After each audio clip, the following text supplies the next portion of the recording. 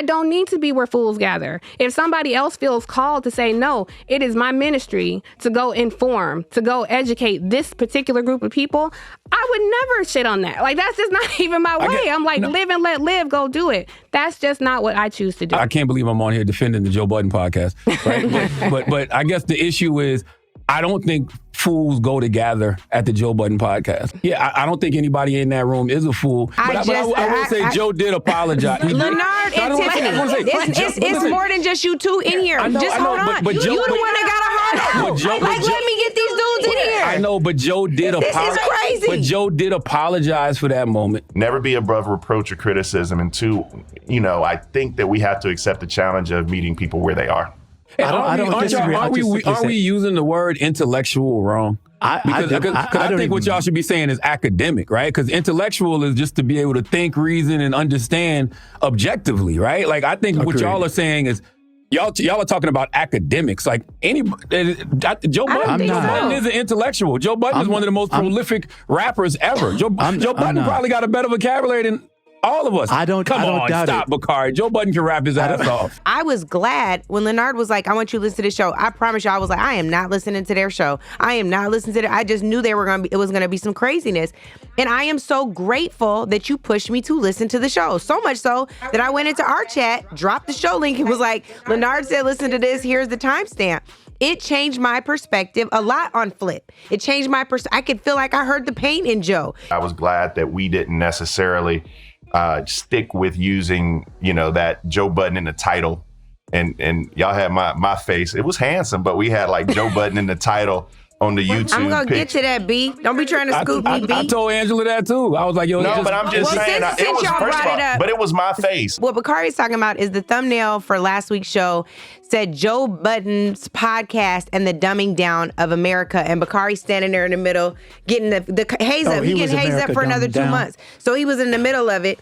And I think that what we did wrong, and I do want to apologize to Joe Budden's podcast, to their team, to their production company for that title. I'm an EP on this show, and so I own that wholeheartedly. We should have titled it differently. Oh man, so who would have thought that the back and forth between the Native Land podcast and the Joe Budden podcast would have led to this, Despite Angela Rye being called a Charlamagne by Joe Budden, Charlamagne was the one who was behind her eventually apologizing to Joe Budden. You're going to hear that Charlamagne is the one who told her, go watch the podcast, listen to what they're saying. That led to her changing her perspective on Flip and understanding Joe's talking points and many other things. And you heard him in the intro, he said, I can't believe I'm the one defending Joe Budden podcast right here. But yeah, y'all might need to just call each other, all right? But listen, man, we can go over some highlights from this segment. It's gonna be pretty long, but you guys said we vibe, man. We can check out what these folks are saying. Mainly what we have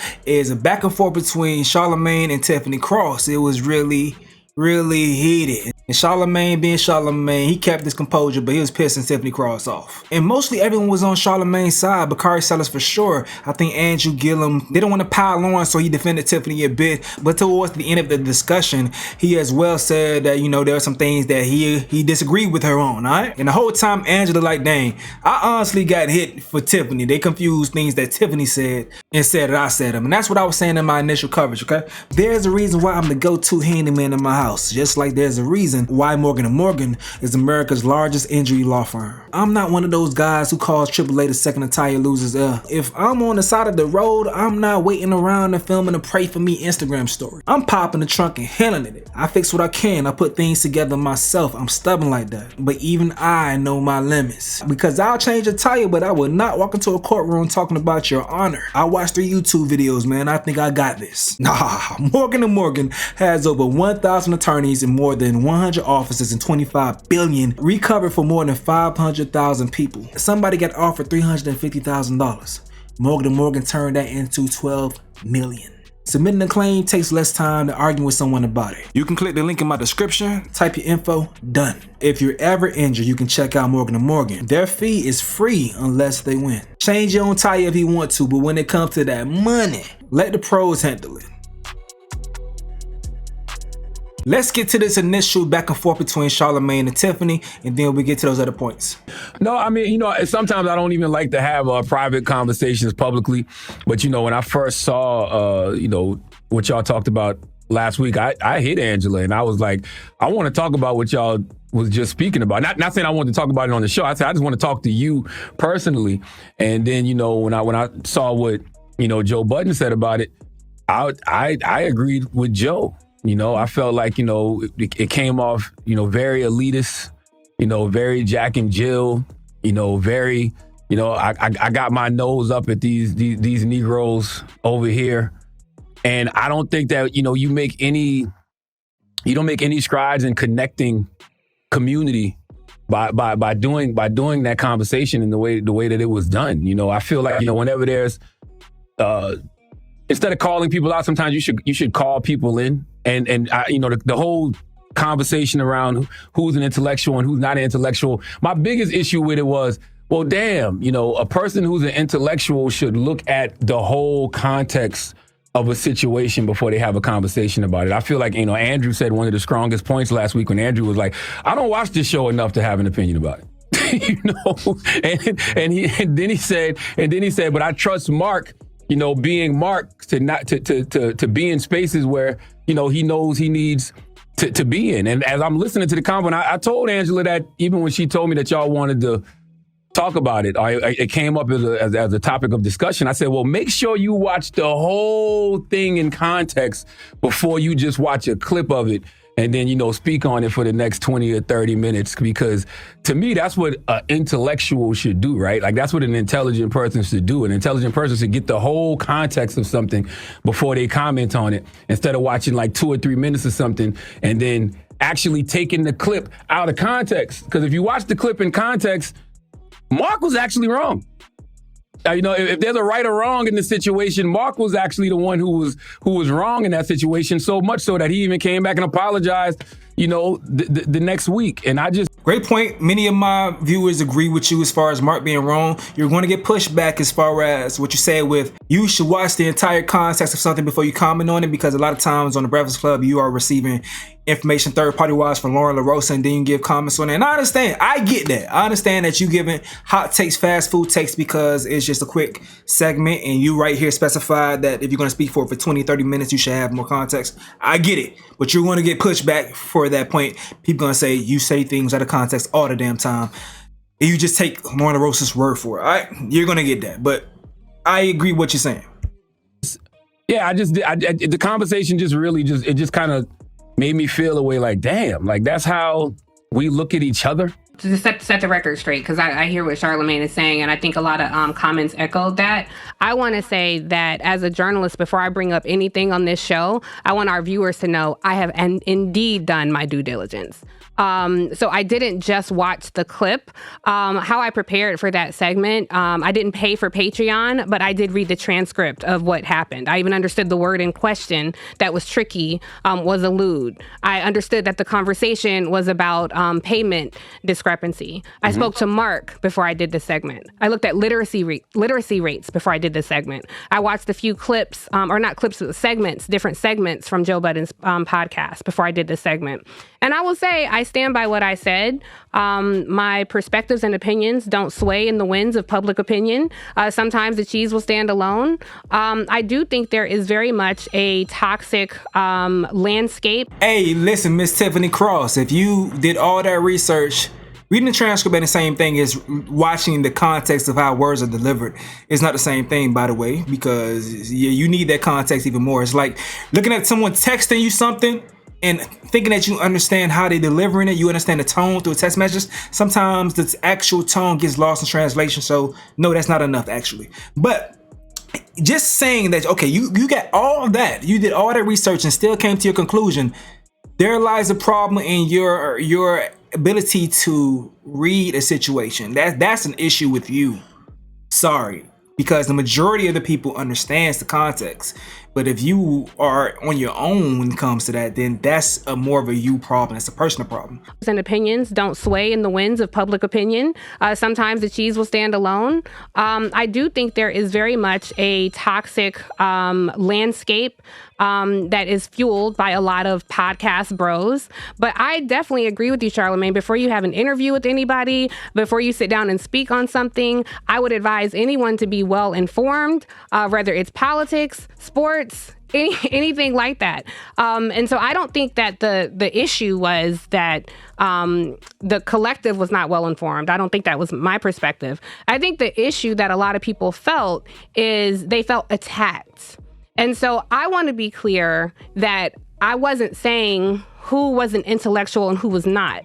My perspective was there is an anti-intellectual movement ravaging the Black community. I also want to be clear that I was not saying that no one should talk to Flip or Joe Budden. Certainly somebody should. Someone should be reaching out to them. That's not my ministry. Things I care about are the incarcerated and puppies. Most importantly, pit bulls.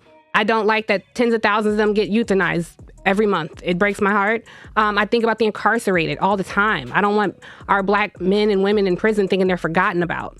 I think it's a bit arrogant of me to say, Angela, Bakari, Andrew, y'all should be talking to the incarcerated. That's not their ministry. But if Angela feels like, no, those are the people, or you, Charlamagne, if you feel like, no, those are the very people I want to be speaking to, then by all means, go do that. I'm saying it's hard to fill a cup that's already full. So if I'm telling you something and you're insulting me for my intelligence, I don't need to be where fools gather. So I stand on what I said. I'm not disrespecting any of them, but I just want to be clear. Our viewers know I never come on this podcast ever without being very well informed and researched and fact checked. And a fact check is not a 30-second Google search before I come on this show. It takes a lot of work to prepare for anything I introduce. And I would hope that we all do that. Okay. Ma'am, you just called them fools. Then you say you don't mean any disrespect. How you gonna call them fools and then say that she don't mean any disrespect? This comes back to the whole situation when she was saying that she couldn't understand that Mark was purposefully jabbing at Flip when he said, I don't say tricky words, I say tricky words to you, or you interpret them as tricky words. That was an obvious jab and you refused to believe that, but the entire cast, the entire panel understood that point. She's being obtuse to stick to her point. That's all she's doing. That's all she's doing. She has a point and she wanted to use that to get to her big, I think to be her big thing as far as the dumbing down of Black culture, the intellectualism or anti-intellectual. She wanted to get to that point and she wanted to use that shit. But I seen something. She's saying the cup is full as far as someone not wanting to receive more information. I'm seeing a lot of Joe Budden fans saying that it's irony that they're saying this about Flip, because Flip is someone who asks a lot of questions, and it's a running joke in the Joe Budden podcast lore that he's always asking questions and learning in real time. I read that in the comment section. I'm saying that from Joe Budden users and viewers. So I don't know why I say users, but I'm trying to go ahead and let you guys' voices be heard. People are saying that's not Flip's character at all, and you did not have enough information to arrive to your point to speak about him this way, and that's what people are continuing to say, but she's not backing off of that. Tiff, it's interesting. You say you like talking to the incarcerated. Like, who do you think the incarcerated are listening to? Like, the incarcerated are listening to things like the Joe Budden podcast. Like, they're listening to, places like the Breakfast Club. Like, that's who they're actually tuning into. I know because I go speak at the jails. I was at Rikers Island a couple of weeks ago with Shaka Singh Kaur. I know when, these brothers from Rikers Island are writing into the Breakfast Club and telling me, like, what they like to listen to, what they like to read. So if you are trying to reach the incarcerated, you got to go where the incarcerated is at. Like, I go directly into the prisons as well through a teaching program and also through a journalism program that I've talked about here. Prison journalism is a project that I support. So I'm not necessarily trying to talk to Joe Budden to talk to the incarcerated. I'm trying to talk directly to the incarcerated. I don't want to air out anybody's business, but I got people in my immediate family who are the incarcerated, which is another thing. I think it's important for people to understand. I don't think that intellect has anything to do with degrees, pedigree, how much money you make, because I saw a lot of comments, they all make more money than you. I know a lot of rich fools. And I know a lot of degreed idiots. I've sat across from tables of CEOs who I did not find terribly intelligent. I went to school with a lot of debutantes that I don't find terribly intelligent. It's not a diss to them, but I wouldn't necessarily put them in that category either. I think it's important. I just want people to know I don't come from... I wasn't born with a silver spoon in my mouth. In my family right now, I'm not of that world. And I don't think, what we call like elitism, I don't necessarily think being of that world is a bad thing. I don't believe. Baby girl just missing the point that you said that Mark shouldn't be on the show. So, okay, you blah, blah, blah, blah, blah. You said that Mark shouldn't be on the show. He should be on CNN. He shouldn't be on that show. And I'm saying this because she said that she wouldn't speak to Joe Budden to be able to reach the people that are incarcerated, okay? But Mark is speaking to Joe Budden. Mark is on that platform. You said that Mark shouldn't be on the platform. That's the point that we're making. That's the main point. You said that he shouldn't be on that platform. And yes, you going to speak to the incarcerated people is amazing, but you're one person going to one jail at one time when Joe Budden's podcast has a larger reach than that. That's like, come on, we can't do this. That's like if some issue happened. If I'm a content creator, I'm not this at all, and people that watch my content know this. That's like if things happen in content, and I was a content creator, one of those content creators that always bashes black women. Always bashing black women. But in real life, I dated a black woman and I'm great to her and everything. I make sure I nourish and protect, provide all those things. Okay, cool. Great. You do this for your one black woman that you're with and also maybe your family members. You are an amazing person to them. But as far as the entire world, as far as how you use your platform to go ahead and talk down to a bunch of black women, and your voice is very, very powerful. Not only are you not helping black women, but you also are putting them down. So with your stance, as far as someone like Flip, you're not trying to bridge the gap. You are also putting him down by saying, I don't even want to help him because in my opinion, it's damn near no point. It's damn near no point. That's how you come off to me, in my opinion. I may be wrong. Let me know in the comment section below, but let's keep it pushing though. What we call like elitism, I don't necessarily think being of that world is a bad thing. I also don't believe in putting people down because you did grow up privileged or because you did have parents who had multiple degrees or money. Like, none of these things makes you a bad person. To me, what I find frustrating is when you are not receptive or curious. I don't need to talk to people wherever you are, whatever your background is. If you're not receptive or curious, then you are likely not my audience and I'm likely not yours. I am curious about things. I can learn from anybody, but I don't necessarily respect everybody's opinion. And I don't think all the people say I respect everybody's opinion. You's a lie. I don't believe that. There are people there. Go ahead. Can you be intellectually curious without respecting everybody's opinion? Yes. You looking at somebody who's intellectually curious without respecting everybody's opinion. Because I consider myself intellectually curious, so I'm the type of person that I'm gonna hear you out. I may not want to hear you again, but I'm gonna at least take the opportunity to listen to you at least one time. No, there's a gentleman by the name of Corey. He is a lovely person. He happens to be schizophrenic and homeless, and he's in the front of my building. And he has an opinion on everything. And I sit there and chat with Corey sometimes just because he's so nice and so sweet, and I give him bread because he likes to feed the birds. I don't respect Corey's opinion on anything. He got an opinion on the financial systems and the banks and all the things that he wants to tell me about. I'm nice to him. I'm kind to him. I give him bread. I would be lying to you to say I respect Corey's opinion.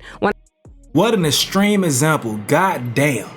But you had to speak to him. You had to speak to him at least one time to understand that. Yes, I can speak to anybody. Yeah. I'm never saying I don't speak to anybody. But once I ascertain, you are not a curious person. Once you are saying things to me like you using tricky words, and this isn't just a center flip in that conversation because I'm really trying to broaden this out into anybody who's incurious. Once you are clear to me that you are not curious about what I have to say, when I would interview different like men on the street interviews during the Obama race, and people would say the most ignorant things to me, or when you would hear lazy reporters go out to Trump rallies and they would say, well, Obama gave Iran millions of dollars. He's in cahoots with Iran and he's a Muslim. I don't respect your opinion anymore. Now you sound like a fool, and I'm giving you reason right there in real time, challenging you, but I can't fill a cup that's already full. So now, no, I don't respect your opinion. And in that case, I agree. I respect anyone that tries to arrive to the opinion based off a fact. That fact based on the information you got, it brings you to an opinion. That's one thing. But if your opinion is based off of a lie, you just spread misinformation, or you feel some type of way based off of misinformation. And I just can't. At that point, we have a different grounds. We don't even have the same zero where we start this conversation from.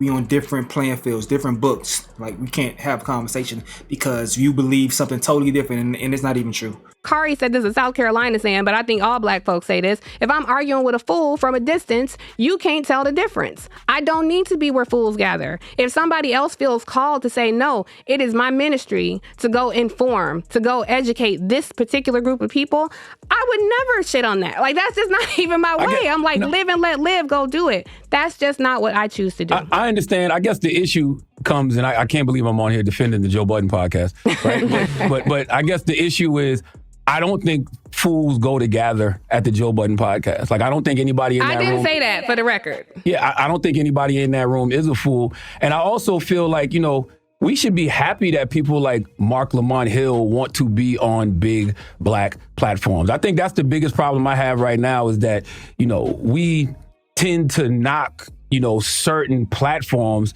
when what we should be doing is infiltrating those platforms. Like, I know everybody likes to... go at Stephen A. Smith. I want to see more black elected officials, more black politicians, more black spiritual leaders, more black activists, more black people with something to say about black issues go on platforms like Stephen A. Smith. Because all the white elected officials are taking advantage of it. Do you know why they're taking advantage of it? Because they're laughing at a fool.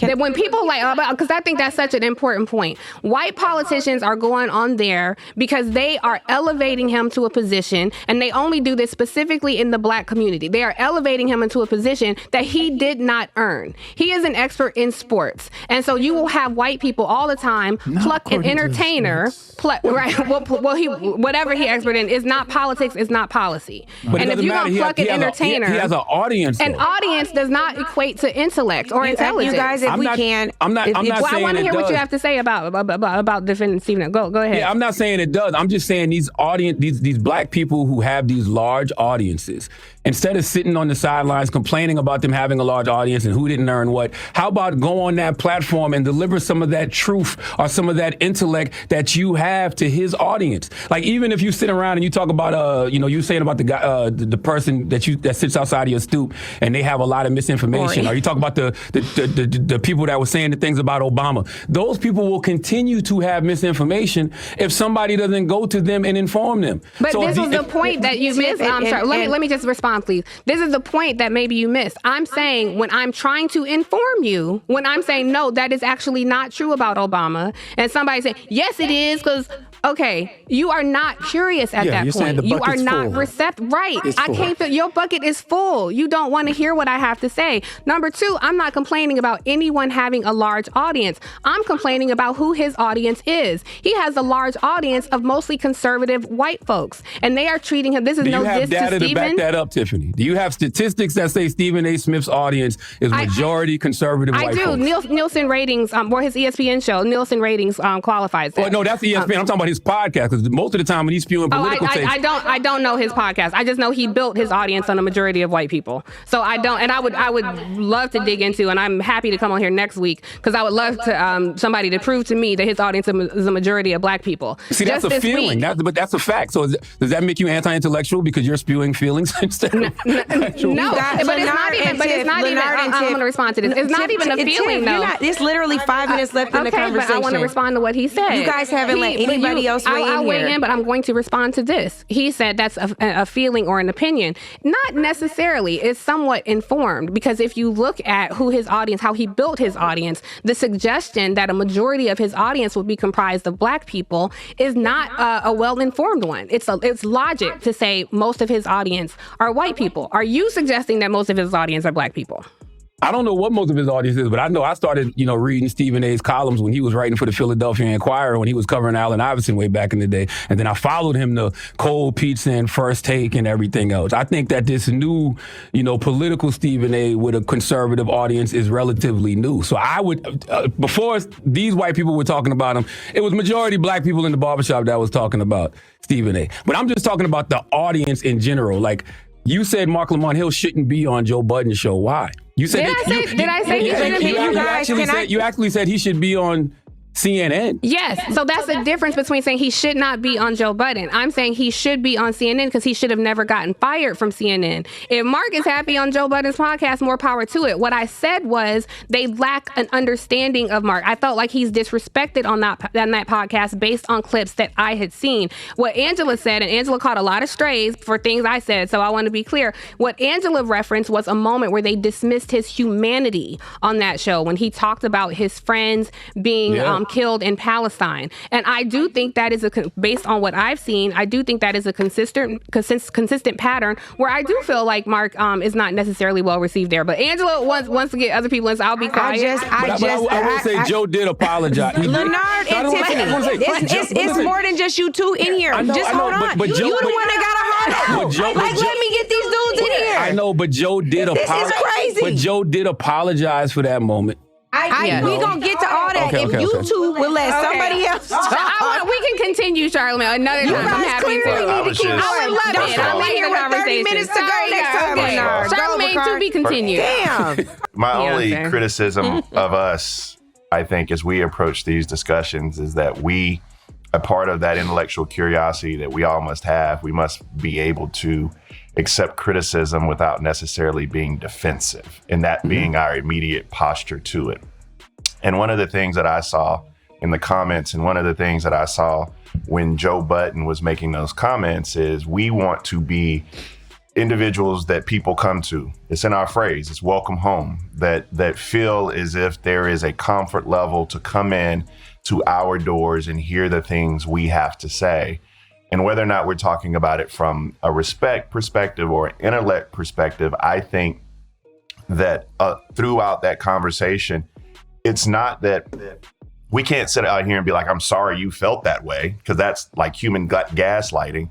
We have to acknowledge that there were people who felt foreclosed from the conversation because of our tone, tenor, vocabulary. And how do we make sure that these are some of the people that we do want to reach, or at least I want to reach? That may not be everybody's ministry, but I would like to have some of those listeners from Joe that are like, maybe we can come over there too. Maybe there's an hour we can spend there too. And that may never happen, but that's just kind of my perspective on it. And I feel like the only other thing that I felt was like weird, and I know we don't do that and we fixed it, but I was glad that we didn't necessarily stick with using, that Joe Budden in the title. And y'all had my face. It was handsome, but we had like Joe Budden in the title on the YouTube. I'm gonna get to that, B. Don't be trying to scoop me, B. I told Angela that too. I was like, yo, no, but I'm just saying, but it was my face, and I didn't know, and I just felt like, damn, it's Bakari selling face. Description, because I don't have no clue. No problem. So we had our thumbnail. What Bakari's talking about is the thumbnail for last week's show said Joe Budden's podcast and the dumbing down of America, and Bakari standing there in the middle getting the haze up. He getting hazed up for another 2 months. So he was in the middle of it, and I think that what we did wrong, and I do want to apologize to Joe Budden's podcast, to their team, to their production company for that title. I'm an EP on this show, and so I own that wholeheartedly. We should have titled it differently. Maybe they wouldn't have looked at it, but they got us back. They got the whole podcast taken down for copyright infringement because we actually used their clip. They only took that clip out. It's still under challenge. We reposted it without the clip. But I would just say to them, well played, but I do apologize for titling the podcast. Maybe it was. So this is the change. They changed it from having Joe Budden, and I think they also said the dumbing down of intellectualism, something like that, but they changed the title to Do We Need to Talk About Intellectualism? Okay, so they did change it.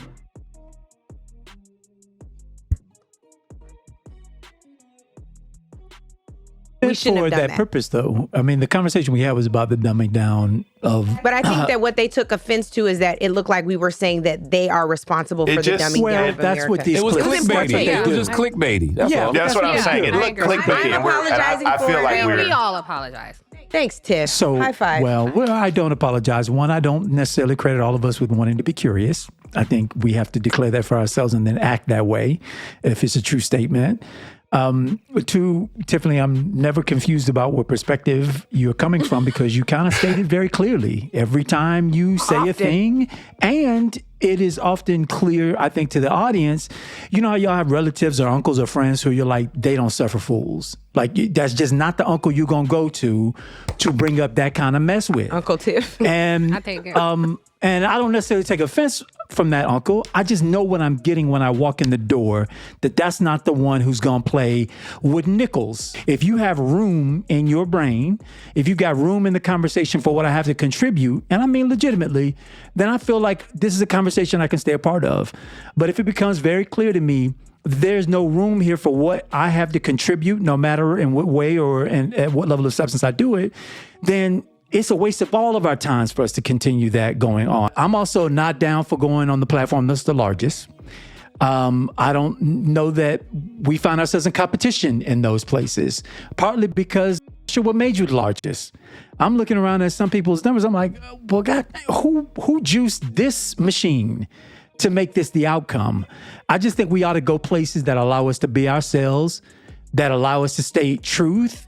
And yes, the truth can be challenged, but it's still mine if I've expressed it. And then that has some intellectual honesty, that they're not gaslighting me and I'm not gaslighting you to think that a thing is when it really isn't.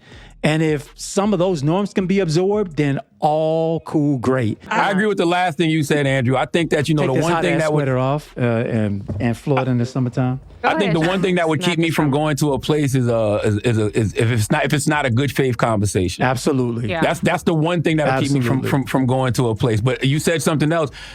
You said people that allow you. I think what was the first thing you said? People that allow you to be who you are. Yeah, that you don't have to change codes to like show up on those But that's on you though. That's a personal decision. No. What I mean by that is you're not welcomed and you're not legitimated in the space unless you're splitting certain verbs and adverbs, unless you're laying down lines, like you're laying down a track. And I'm just saying, to the extent that is the environment that's created, or else you're debased or legitimized in the eyes of the people you're in discourse with, then it can't be an honest and intellectual conversation, in my opinion. Like, I can't. But I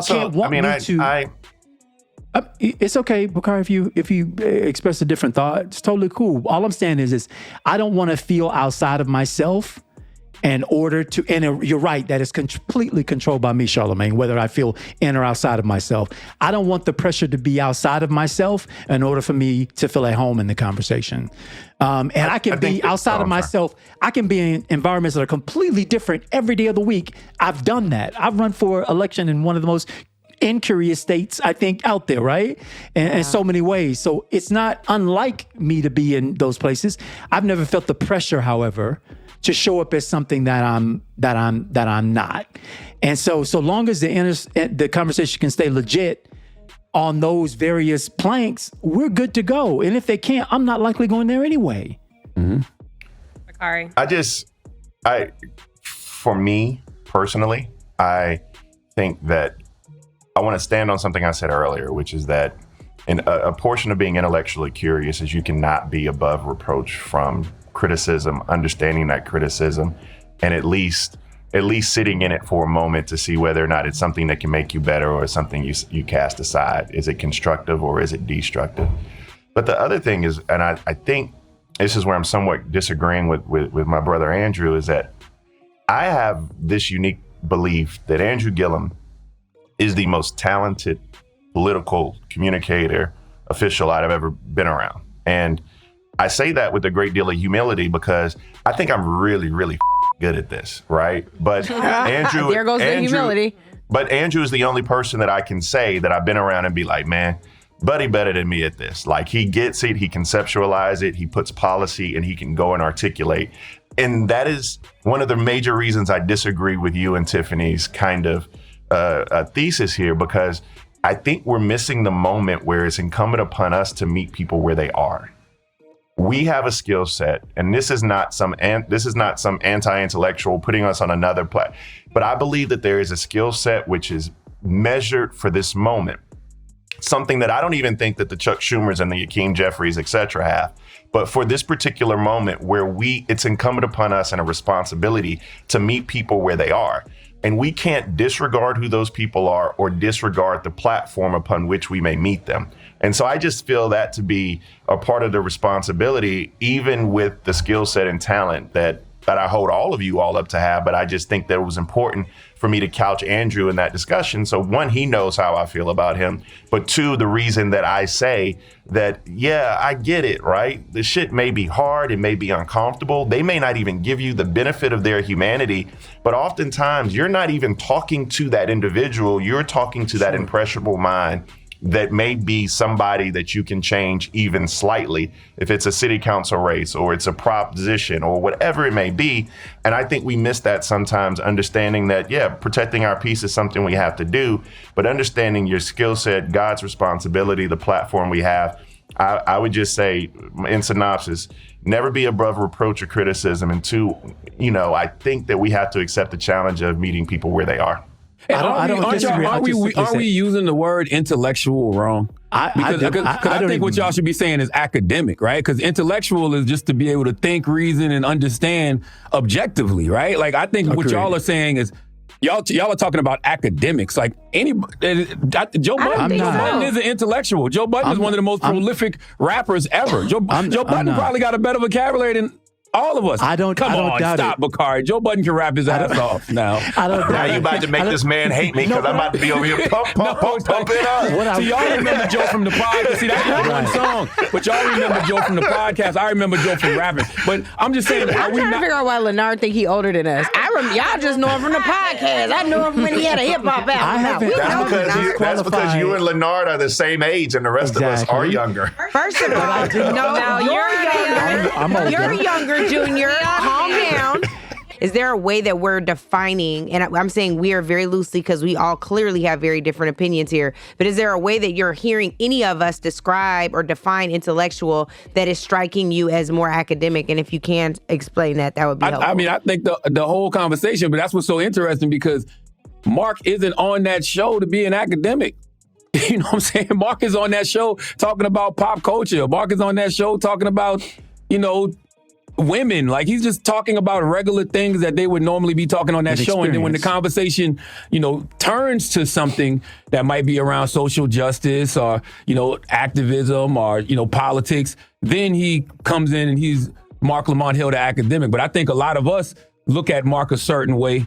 Him and Flip can have that brotherly, kerfuffle, that back and forth, because that's how they get down on the show. Like, they talk about things that happen behind the scenes. They bring it to the podcast, and they're able to have those type of interactions. But that wasn't an academic debate, like to where Mark was using some, 15-letter words and Flip was confused about the words. That was just some nigga shit.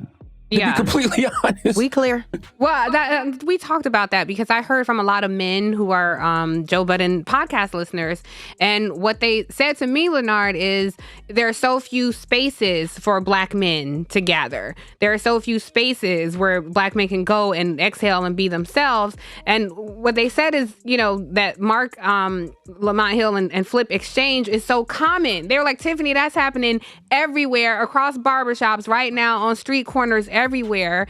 And the intimation was, and I receive it, but the intimation was you were weighing in on something that you don't touch. You're weighing in on a culture of that exists between Black men that you are outside of. Right, that's exactly what they say. I'm trying to Which is why we now apparently share a vagina. We're the same person, and why all of what Tiff said, I also said. They can't even distinguish between the two of us because they're like, why y'all? So Angela caught a lot of strays for things I said, but I did receive what Black men were saying, and they were saying, like, don't you do some, like, ignorant shit, because they acknowledge, like, some ignorant shit on that show, but so what? It's our ignorant shit, and it's for us. And I didn't look at it as a gender thing at all. It was literally just a Black. Well, you wouldn't. Yeah, it was just a Black community thing to me. It was like, man, so, if we're trying to build community and we need community now more than ever, like, it's not even about knocking the platform. I don't think you should knock the platform, but don't knock Mark's role on that platform, because I think Mark's role on that platform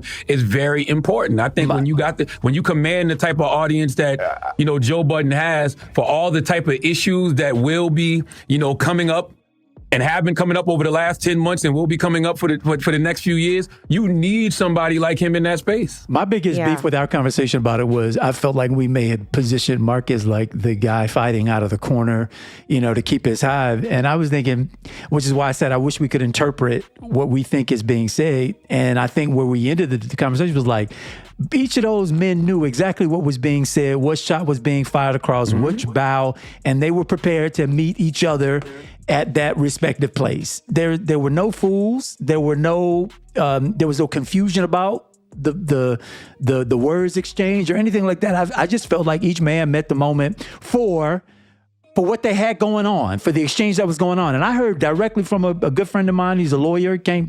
It was family homecoming. He rescued me out of my corpse of a house and basically was like, "Look, man, I'm just saying. I know it's some nigga shit that I'm listening to.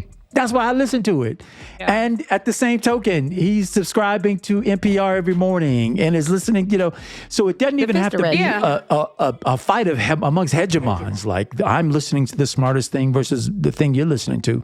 It's not how he got down with it at all. It was like, it's some nigga shit and I love it. And that's why I listen to it. But I love y'all too. And bruh, that's the duality of a man. In my opinion, Mark being on the show gives 360 degrees of men on that podcast. Men that can articulate their opinions well. So I appreciate that aspect of it. And yeah, nigga shit, bro. Like duality. Same way I say all the time, if you listen to my platform a lot, then speaking of a lot, I can listen to J. Cole and 21 Savage on the same day.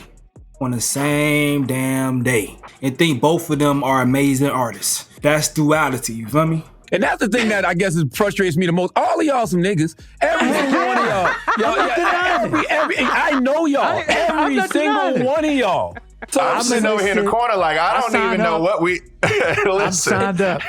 And even when you look at the conversation that was happening, look how the audiences intersect. There's people who listen to Native Land who listen to Joe. People who listen to Joe who listen to Native Land. So that lets you know that, Joe, y'all are not far from each other in any way, shape, or form. I want to make sure that listeners know that I don't think we say this, and I definitely don't believe it, that there is a huge gulf between, what goes on over there and where we are. And if it is a gulf, hopefully the conversations we can have them on a certain level that we can bring communities together in the spirit of welcome home instead of drive people apart. That is the only thing that frustrated me.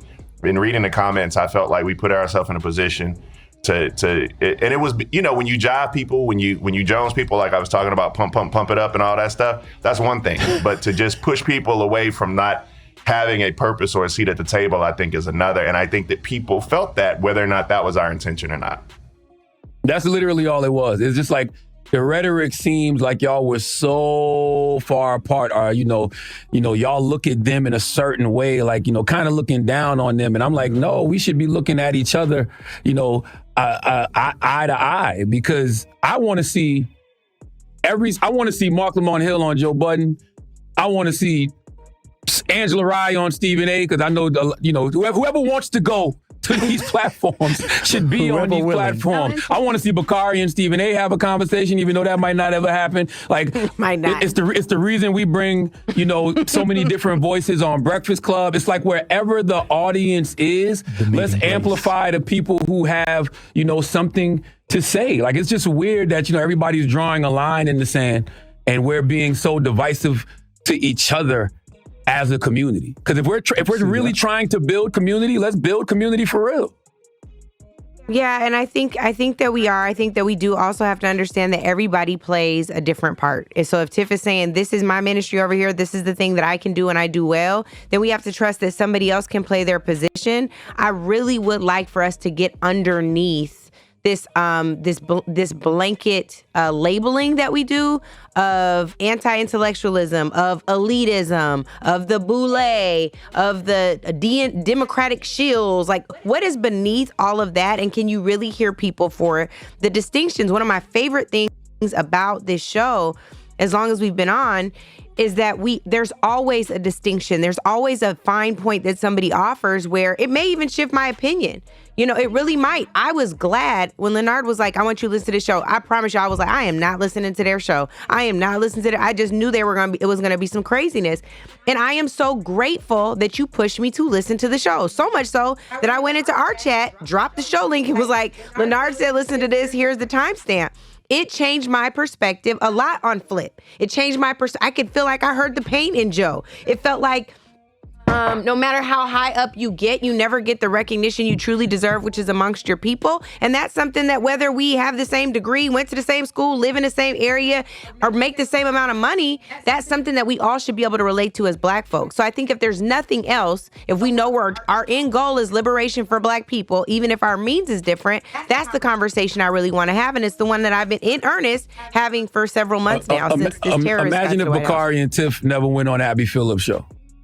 Like, seriously. I'm conflicted about that. Why? We need you in that space. You're great in that space. Like, because if you weren't there, how many things would just fly, and people would probably just take as gospel if Tiffany wasn't there to dispute it, if Bakari wasn't there to dispute it. Like, think about Obama going on O'Reilly back in the day. Think about Jon Stewart going on Fox News back in the day. Imagine if people didn't go in those spaces to combat some of the bullshit. The rest of the conversation, just Tiffany saying how she doesn't like being put in that position. Basically, she doesn't want to go in positions with people with strong opinions on the opposite side of her, radical opinions in her opinion. You know, she wants to feel comfortable in the room that she goes to debate because you can see she has a very strong personality. She has a strong personality and strong stance, and if you don't give her the room to be that, I think she's gonna have she has an issue with that. It's not gonna be comfortable for her.